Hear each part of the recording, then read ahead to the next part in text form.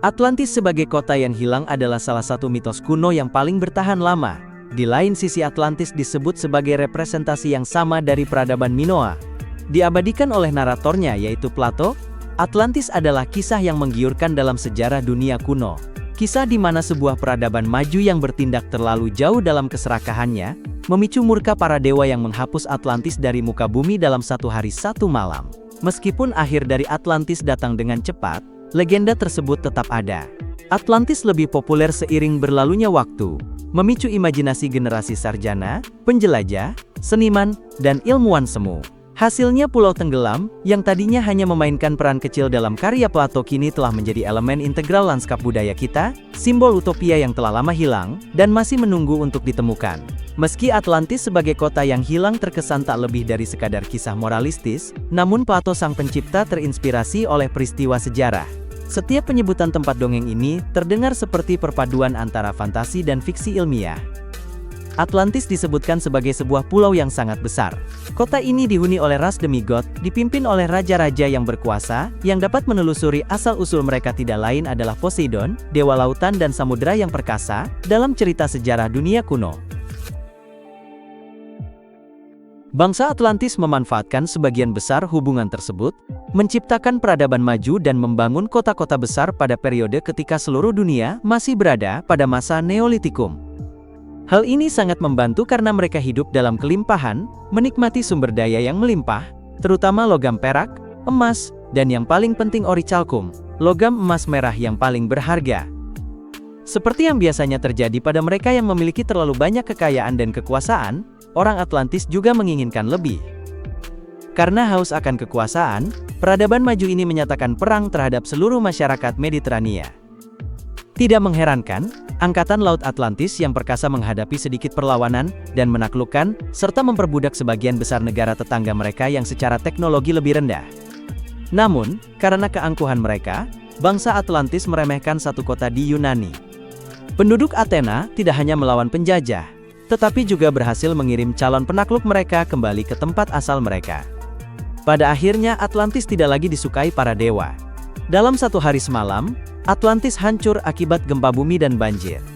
Dulunya merupakan mercusuar budaya dan peradaban, pulau dongeng ini lenyap ditelan ombak bersama seluruh penghuninya. Kisah moralitas kuno Plato. Perkiraan lokasi Atlantis ada di sebelah barat pilar Hercules, atau Selat Gibraltar sebagaimana kita menyebutnya sekarang. Hal ini menempatkan pulau itu di Samudera Atlantik, atau orang Yunani menyebutnya Atlantis Thalassa, dalam sejarah dunia kuno. Namun terlepas dari upaya generasi penjelajah dan ilmuwan untuk menemukan tempat mistis ini, Atlantis hanyalah sebuah mitos. Sebuah kisah moralitas diciptakan oleh salah satu pemikir paling cerdas di Yunani kuno, yakni filsuf Athena yaitu Plato, yang hidup dari tahun 420 hingga 340-an sebelum Masehi. Plato meninggalkan kita satu-satunya catatan tertulis tentang Atlantis dalam dua dialognya, yaitu Timaeus dan Critias. Ketika membaca kisah ini dalam konteks yang lebih luas dari karya dan sejarah Plato, Atlantis menjadi sebuah alegori yang rumit, yang jelas-jelas dimaksudkan untuk memuji demokrasi Athena, namun juga berfungsi sebagai peringatan.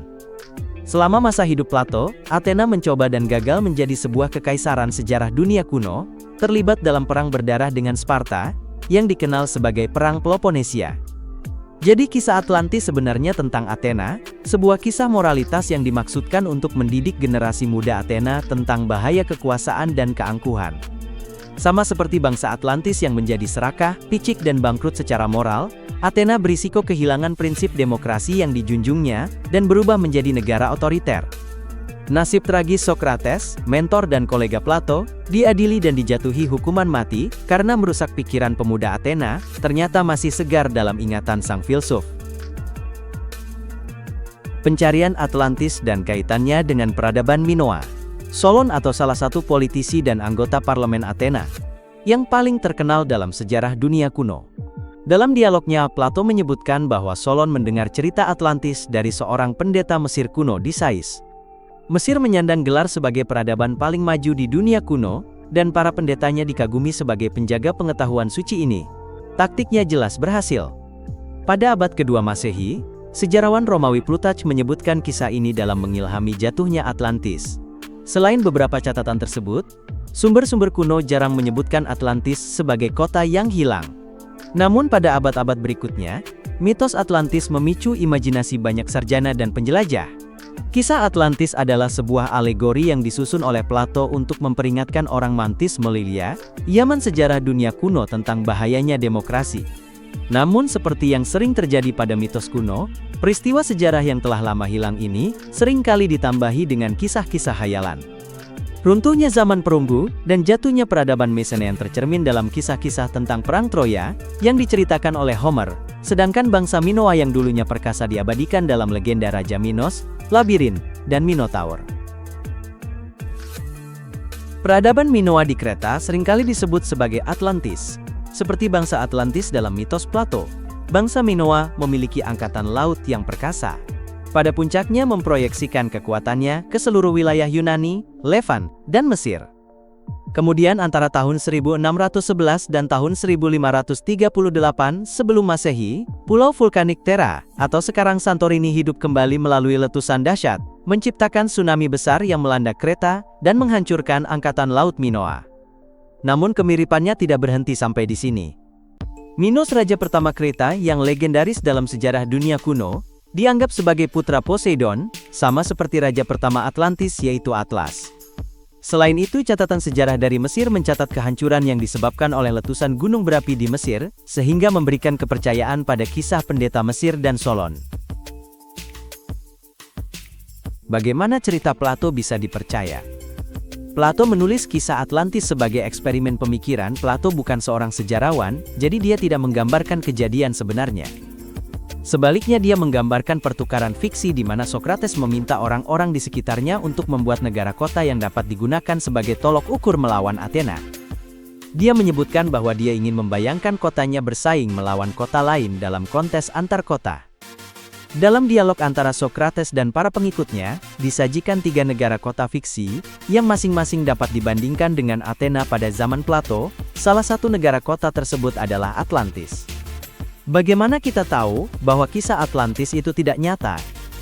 Salah satu petunjuk terbesarnya adalah fakta bahwa orang yang menceritakan kisah tersebut, seorang pria bernama Critias, sedang menggambarkan sesuatu yang terjadi lebih dari 9.000 tahun sebelumnya, artinya, ribuan tahun sebelum Athena ada. Ibarat permainan telepon, Plato menulis tentang seorang pria bernama Critias, yang mendengar cerita tersebut dari seorang Yunani bernama Solon yang kemudian mendengar cerita tersebut saat berada di Mesir. Dalam upaya memberikan kesan legitimasi pada teorinya, Donnelly menunjuk pada berbagai bukti dari budaya lain. Ia membahas bahwa baik di Mesir maupun Peru, masyarakatnya menyembah matahari. Ia menggunakan kisah Alkitab tentang banjir yang menceritakan nasib buruk yang menimpa Atlantis. Ia bahkan berspekulasi bahwa peralatan zaman perunggu berasal dari Atlantis.